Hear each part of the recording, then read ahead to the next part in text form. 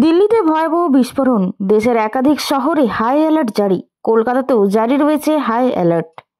দিল্লির লালকেল্লায় বিস্ফোরণের ঘটনার পরই আজকে কলকাতা মুম্বাই জাতীয় সড়কের পূর্ব ও পশ্চিম মেদিনীপুরের বর্ডার এলাকা ও ঘাটাল পাঁশকুড়া রাজ্য সড়কের পূর্ব পশ্চিম মেদিনীপুরের বর্ডার এলাকা সহ একাধিক জায়গায় চলছে নাকা চেকিং। পাশাপাশি পাঁশকুড়া এলাকার বর্ডার যে জায়গাগুলি সেই এলাকাতেও চলছে পাঁশকুড়া থানা পুলিশের পক্ষ থেকে নাকা চেকিং। উপস্থিত পাঁশকুড়া থানার আইসি সমর দে সহ পাঁশকুড়া থানার অন্যান্য আধিকারিকেরা।